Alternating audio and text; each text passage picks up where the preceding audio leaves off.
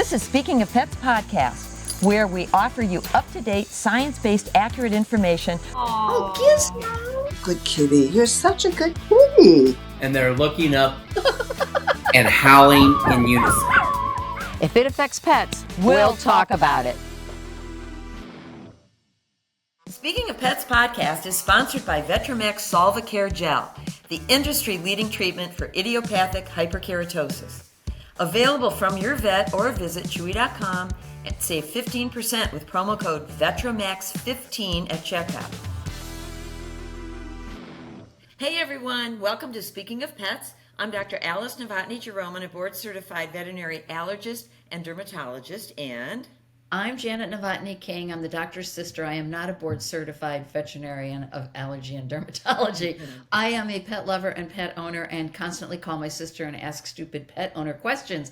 And I'm here to kind of dumb it down so that we all understand those big words she uses. First of all, there are no stupid questions because I would rather have you ask me the question than have the pet suffer some sort of bad reaction because you did something stupid.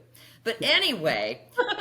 Near my house in Bath, Ohio, there is a fabulous facility called Victory Gallop. And Victory Gallop is a therapeutic equestrian program for children with behavioral problems, emotional challenges, and life-threatening illnesses.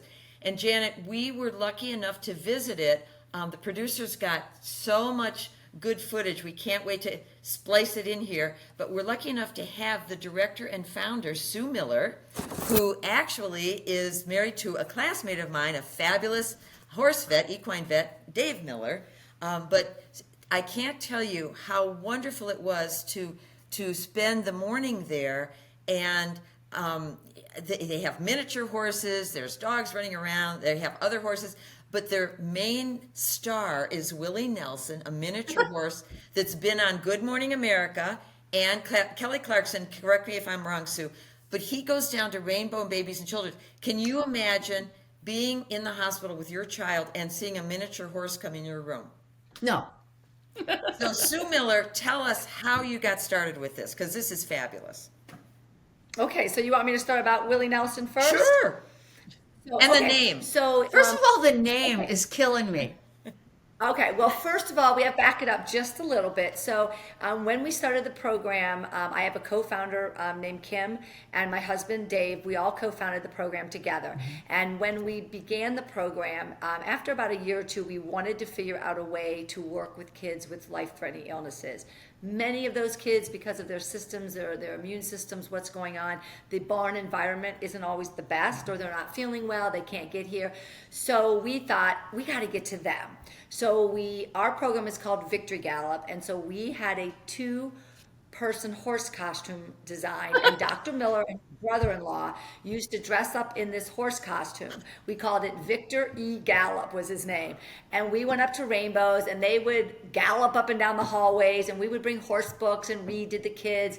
And then Dr. Miller found this pony at a farm. His name was Petey the pony.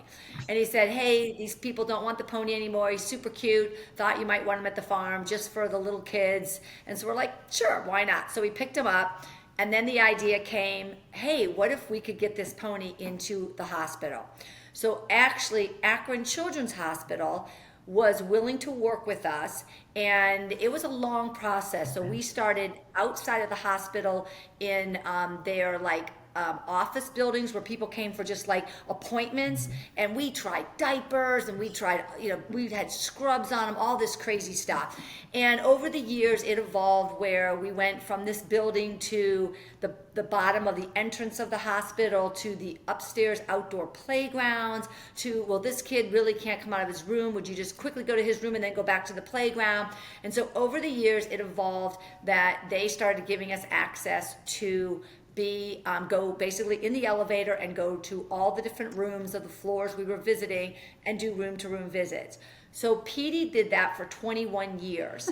And how we got hooked up back with Rainbows was my biological son was diagnosed with cystic fibrosis, and so I was going up to Rainbows quite frequently and got to talking to our doctor and telling him what we were doing in Akron, and he's like, well, why aren't you here? And I'm like, I guess we never thought about it. So he's like, we need Petey the pony here as well. So then we started going to rainbows as well.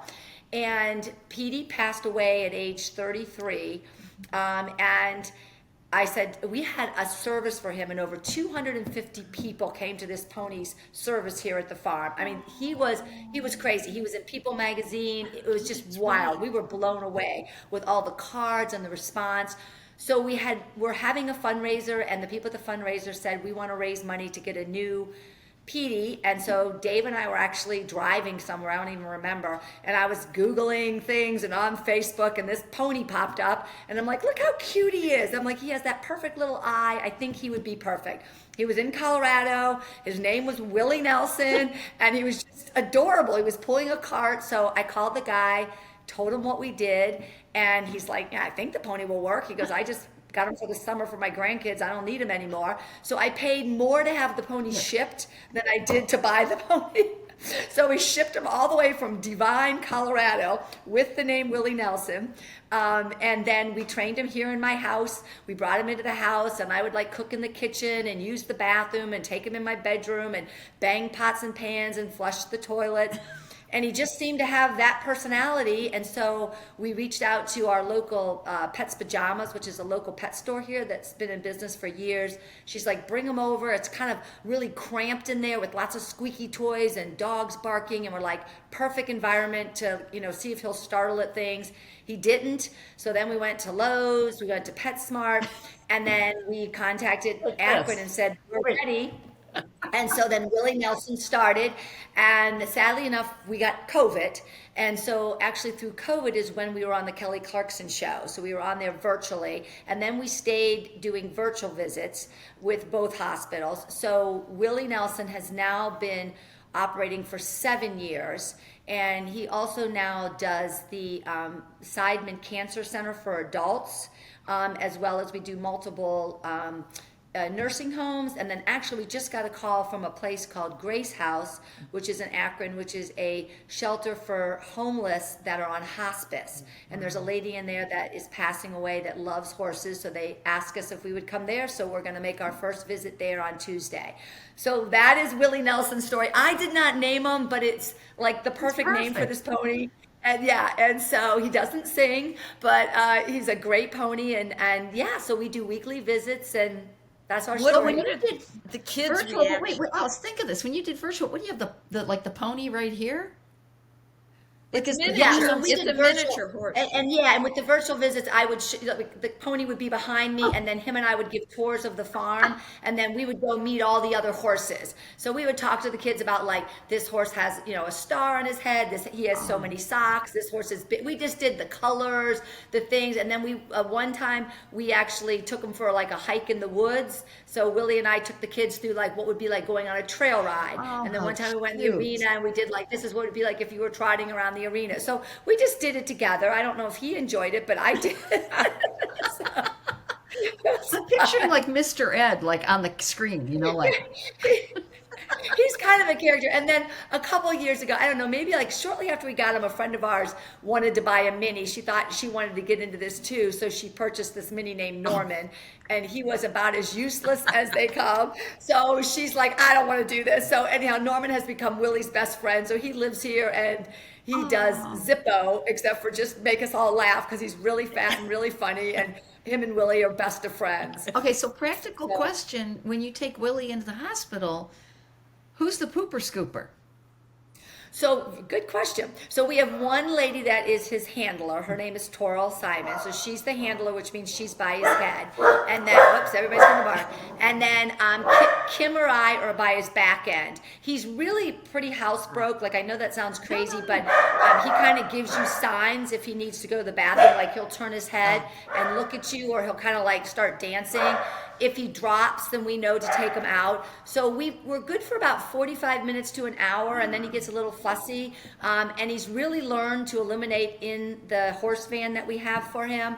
But we have a bucket just in case, because sometimes the elevator doesn't open, or something goes off. But I'm going to tell you, since he's been doing it for 7 years, there's probably only been twice that he has had to go in the hospital. And we have a bucket with a plastic bag in it, and we just quietly, I catch it, tie a knot in the bucket, and then our third person takes it outside. New bag goes in, and people the people don't even notice it's happened. You know what I mean? Yeah. So, and we have a dryer bag in the bucket, so the bucket has a dryer sheet in Yeah. it, so you have that smell. So we just like lay that over top to eliminate the odor It's flying. like that and, potpourri stuff.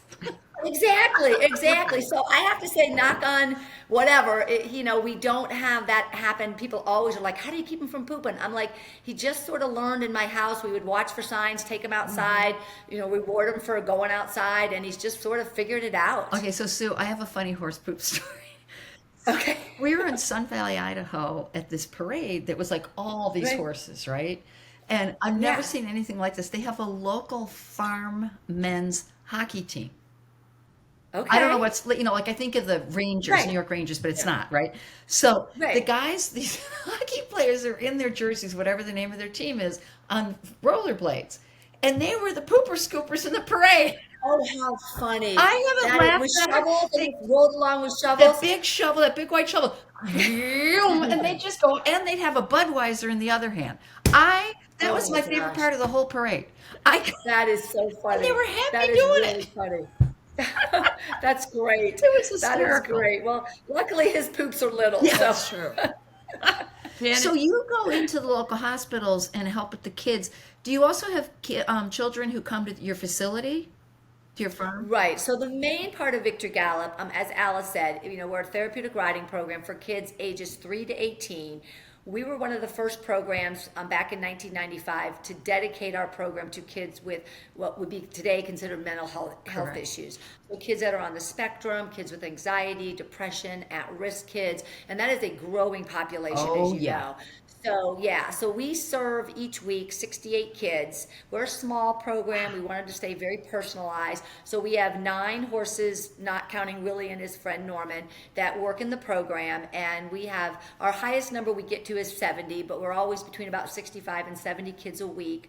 And they all come with some diagnoses. And then they ride once a week. And then we have some other activities as well. Like in the summer, we run non-riding camps. So we do like girls groups and co-ed groups to learn about horse care and berating and the other different divisions of riding, like equestrian and reining and show jumping and dressage. And so we have those in the summer, and then we celebrate like everybody's birthday. And then about 7 years ago, my son came up with the idea that it was really getting big in the field with these kids all on their phones so much, and so many of our students can't participate in group sports activities, that physical fitness for these kids was really getting lost Yep. in their daily routines. So my son's like, Mom, he became a personal trainer. He's like, I think it would be so cool if we started a program. He called it Victory Athletics, where we taught these kids physical fitness. So he runs here at the farm. We have a small gym, and he runs physical fitness classes, one-on-one personal training, and he does about 20 to 30 kids a week. Some of those are the same, and then some of those are just, usually a lot of the boys will stop riding but want to continue the fitness. So we have about 68 kids that ride a week and about 20 to 30 kids that do physical fitness a week. So how do you introduce, like, I'm very nervous around horses. I didn't grow up with horses. They're big to me. I don't know them well, right? So how do you Right. acclimate these kids who are new to the horse world? Like, what do you do?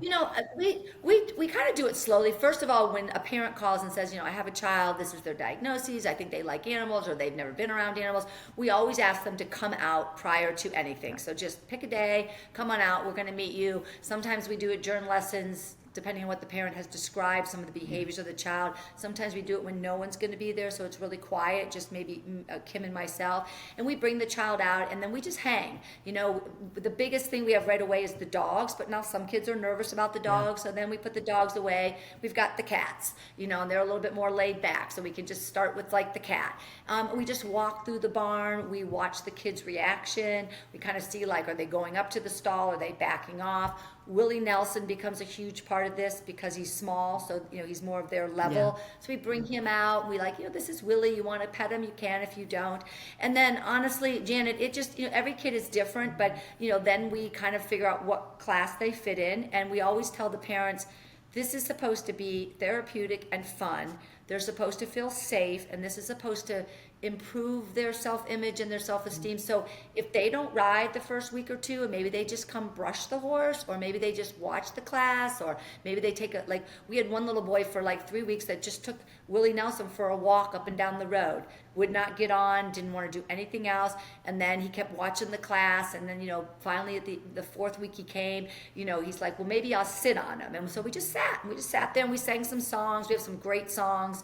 We did that. So we just do it slowly. Each kid, we don't do big groups. 4 is our max. And then if we have to start someone individually, we will. And then we always have 2 instructors for every class, so that if there's a kid that needs maybe something a little extra, one of us takes that child and just works one-on-one with that child, and the other instructor then can go ahead and teach the other kids in the class. So were they Willie Nelson songs you were singing? No, have you ever heard the Wheels on the Bus? Oh. So here's a quick version. The tail on the horse goes swish, swish, swish, swish, swish, swish. So we have that. And then you can do the feet on the horse go clip, clip, clap, clip, clip, clap. So we have about 7 versions of that song that we do that the kids all fall in love with. I will not sing all of That's them. adorable. But yes.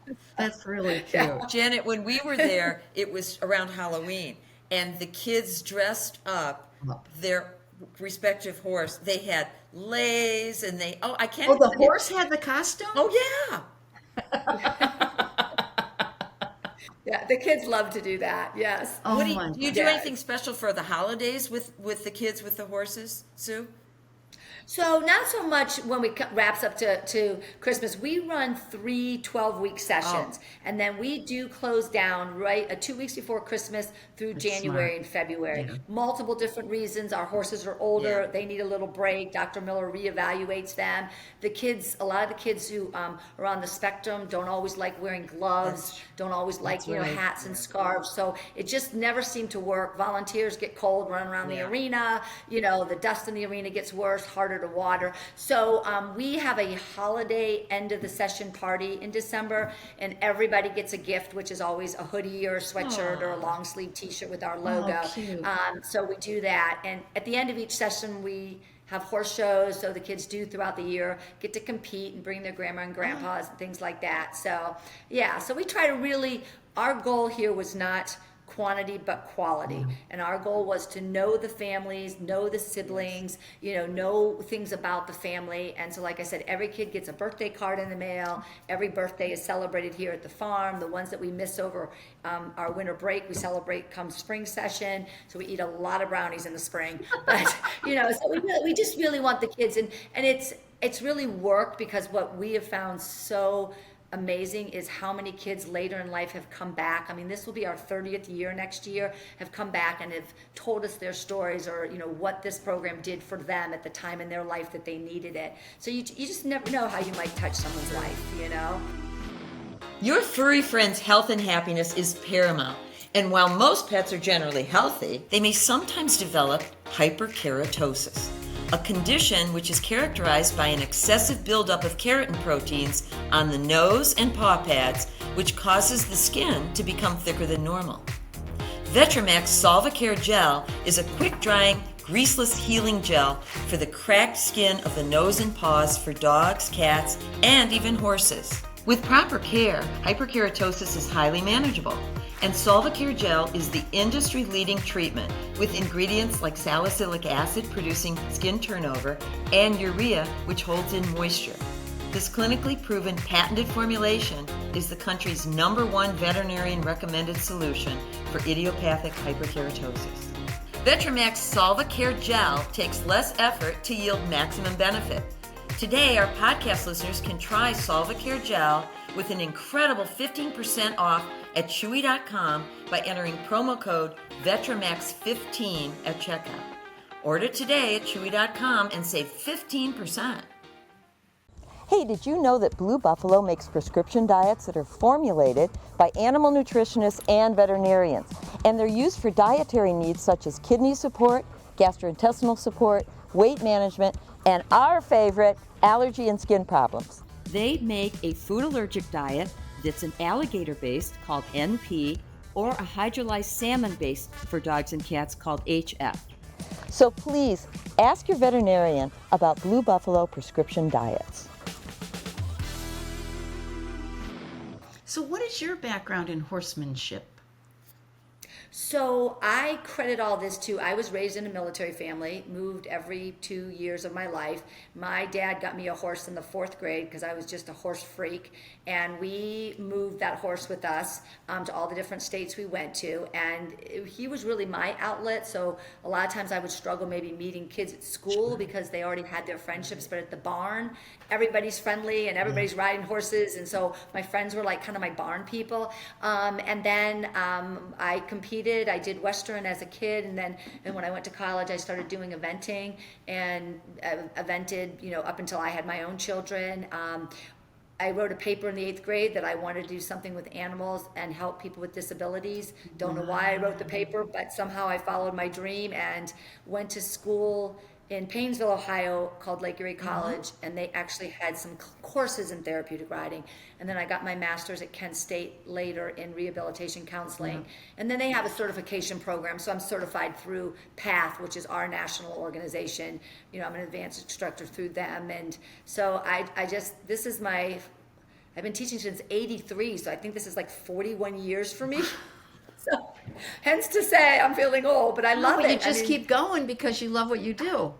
Exactly. I say the day I wake up and I don't want to go down to the barn and teach, it's not fair to the kids, then I will be done. But I still love it. I love the kids. I love being silly and goofy and like I said, making up silly songs and lots of games. And I have a unbelievable core of volunteers that come out here that support us. They are the most amazing people, and so even on bad days, they make it good. And it's amazing to me how therapeutic it is for them. They've developed relationships and friendships. And last week, they actually, like 15 of them had a bonfire at one of the houses, the Tuesday night group. We have like 70 volunteers a week that come out here. It's amazing. Yeah, we've been blessed. Janet, their funding is so impressive. They have a lot of families that will fund. As well as like Sue, you were showing me that the playground set that the Browns funded. I mean, on their website, Janet, their funding is just incredible. I mean, it's so worthwhile. It's really, well. Thank you. When the producers and I were there, it's just amazing. You don't want to leave. I'm telling you. You don't want to leave. Well, thank you. And especially, go ahead. Sue, tell us. A couple of things, though. Like, Sue has really seen, like you mentioned, screen time with the kids. Like, you've seen this evolution. Our school here, our public school system, no longer, you can't have any device, a watch, a phone, a tablet, anything. Interesting. And I'm all for it because I had kids, I used to manage volunteers, and it was this. Right. Yeah. Right. And I'm like, you know what? You can't do that when you volunteer. You put it away. Here are clients we're taking care of. The phone goes away. And it's like you're cutting their arm off, right? Yes. So And that's what we do have that policy here too. When kids come out, no phones when you come. If you're coming to volunteer, your phone has to be, in your pocket or in the office, But it's hard. And it seems a lot of the schools use the tablet for the books, and for learning and for writing notes. So the kids are just on it. And again, for our kids, especially if they have siblings, the siblings might be playing soccer. They might be in some organized sport doing this. And these guys don't fit into that environment. So a lot of times, when grandma or grandpa are over or they're talking about their lives, they have nothing to share. But riding is so unique and so different, and not everybody gets to do it, that it's something they get to talk about that's really unique and special for them. And so that's another thing that we find really great for these kids, is it really does give them something in their lives that makes them feel good and positive. And there's the kid talking to the grandparents about Willie Nelson, and the grandparents probably like, what? Right, yeah, the kids have no idea who Willie Nelson is, but the grandparents definitely do. His son, it's either Luke or Lucas Nelson. He was the warm-up when I went to see the Rolling Stones. Really? He's very good. He has a band. It's Luke Nelson and the blah blah. I can't remember. They're very, very good. And his voice has that raspy, like that sound to it. Okay. He's very talented. Okay. I'll have to look that up. And he's young. How do you Compared to Willie. Sue, how do you get the horses that are involved in the program? Like, So really, truly, Alice, we've been really lucky that I have Dave. So our horses are in the beginning, our horses were completely donated. We never, ever, ever purchased a horse. So, and we only take geldings, which is a little bit unique to us. A lot of programs will take both, but we just take geldings. So really, Dave has been really wonderful about when he is with clients and, they're trying to decide what to do with the horse that they wanted to retire. He would say, if you're interested, call my wife. She runs this program. He never pushes it, never brings it up to them unless they bring up, hey, do you have any options? What do I do with an older horse that maybe can't show and compete at the level he was? Didn't want to show, don't want to sell him, would rather him have a good home. So a lot of our horses have come through Dave's clients. Okay. There was also a gentleman that worked at the Chagrin Valley Hunt Club, Mr. Lewis, who was really big in this area, and I had worked for him for a while, so he donated a lot of horses to us. I would say since COVID, maybe even a little before, it's changed a lot. I don't know if the tax laws have changed that much, but getting horses donated is a lot harder. My feeling is people keeping their horses longer because the vets are doing a good job of keeping the horses going longer. So now instead of 15, 16 being an old horse ready to retire, horses are 27, 28. And by the time they're that age, they're really need to be retired or they have too many problems. I mean, the horses still have to come to us serviceably sound. I mean, they can have a little bit of a problem like a navicular arthritis, and we can give them some medications to keep them comfortable, but they still have to have 3 gaits. They don't necessarily have to use maybe the canter or the lope, but they at least walk, trot soundly. So we have recently written grants or gone to some of our key sponsors and said, hey, we need to purchase a horse. Would you consider doing that for us? And, and then, we just recently, actually, we had a boy that rode in our program for quite a few years that passed from cancer. And his family has a very big foundation. And they came to us and said, we want to do something lasting where we could have Carson's name on it. And we found a horse, and so the horse's name is Carson, and their foundation purchased him for us. So like I said, again, we are blessed. I mean, we write a lot of grants. We have a grant writer. We do a lot of community, things in our area to get support. And knock on wood, when we think we don't know how we're going to make next month's bill, God sends us an angel, and somebody's there or something happens, and so like I said, we'll be hitting 30 years in 2025. Wow. So it's been an amazing journey. Janet, Willie Nelson has his own transport van. No, it's with a wrap on it. Yeah, it says Willie Nelson. World famous. Have a picture of it. It does. Yes. So we used to use a big truck and trailer and haul him, and getting into Cleveland and into the hospitals was a nightmare.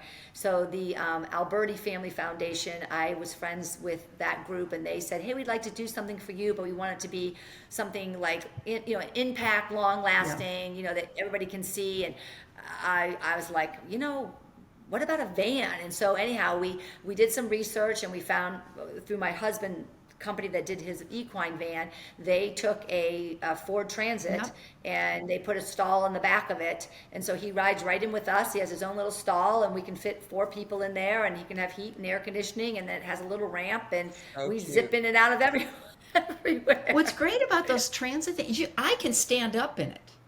Yes, it's kind of weird. Too. It's not like a duck over van. Oh, that's awesome. Right. Your furry friend's health and happiness is paramount. And while most pets are generally healthy, they may sometimes develop hyperkeratosis, a condition which is characterized by an excessive buildup of keratin proteins on the nose and paw pads, which causes the skin to become thicker than normal.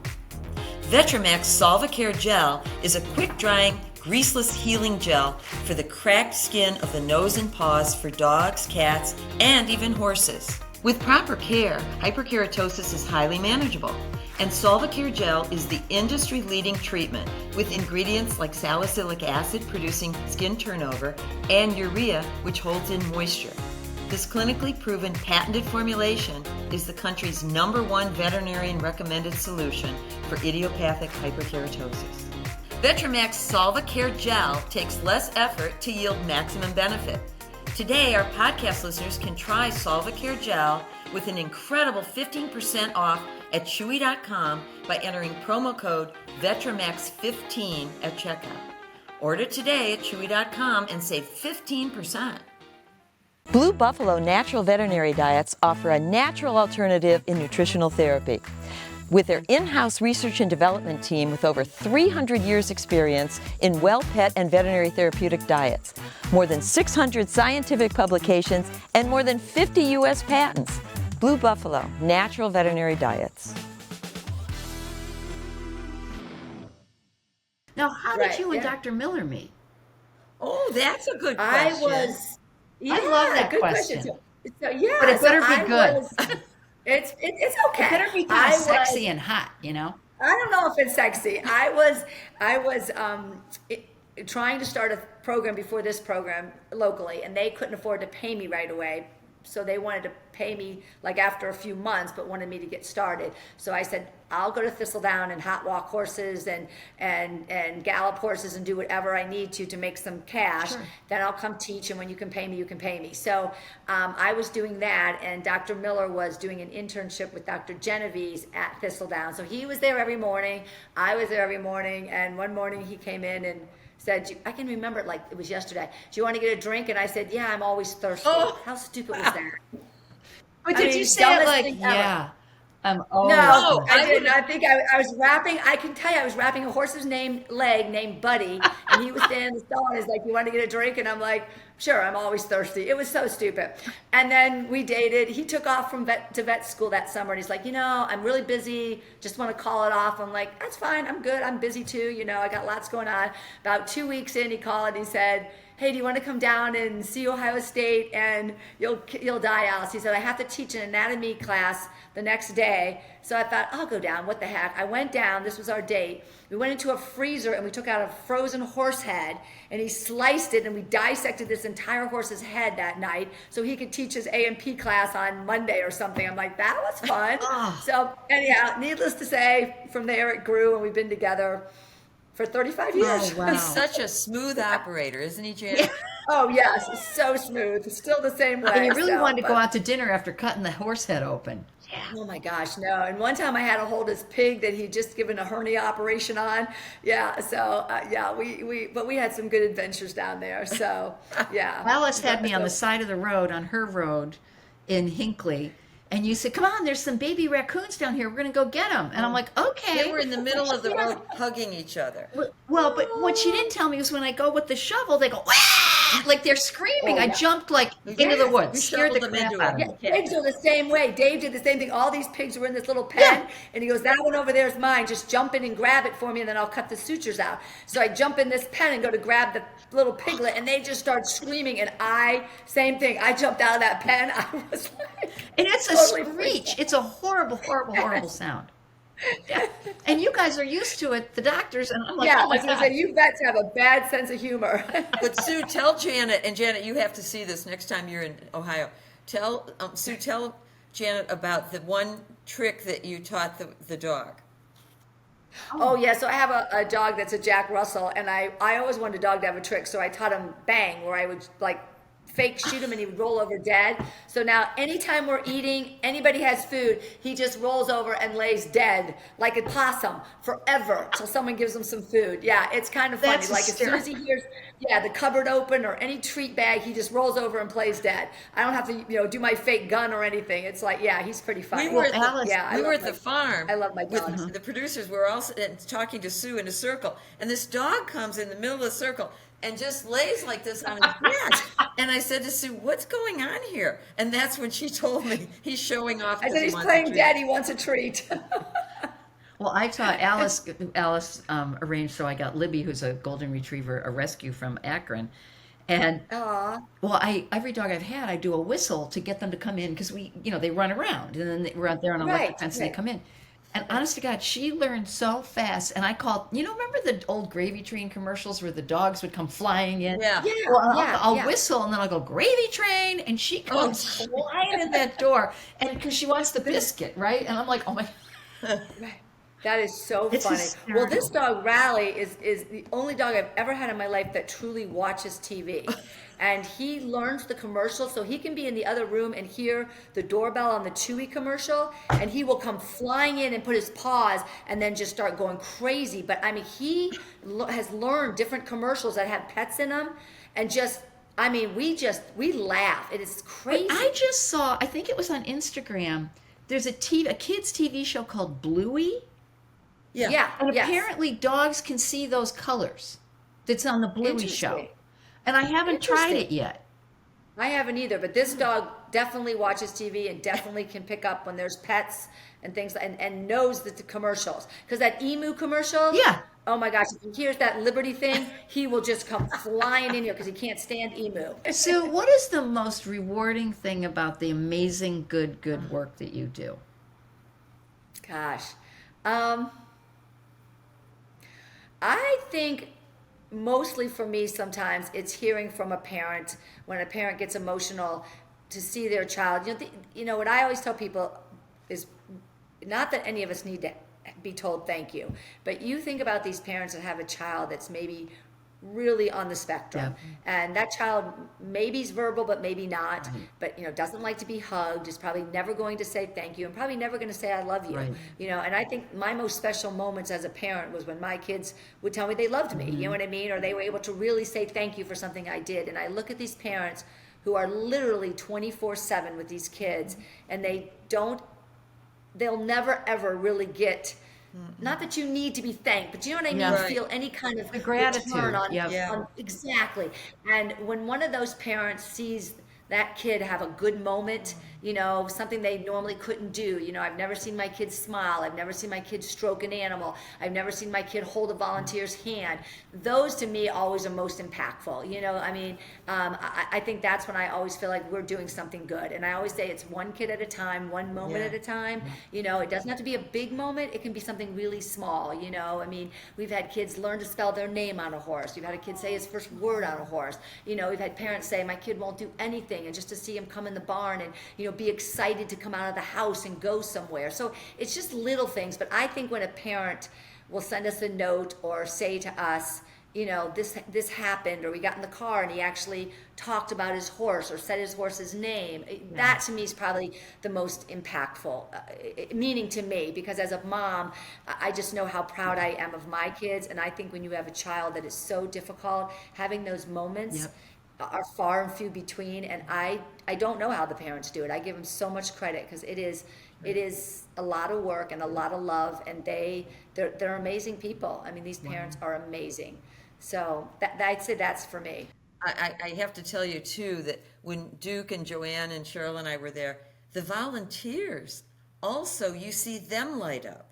Like Sue was introducing us to a retired policeman that comes and walks and grooms the horses. No, he's poop patrol. Yeah. He's poop patrol. So Tom comes every Monday night. He's a retired replacement, and every Monday night he brings 24 Krispy Kreme donuts. So Monday night is donut night, and all the kids come in and they go, donut night! And we're like, what about us? Tom is like their hero.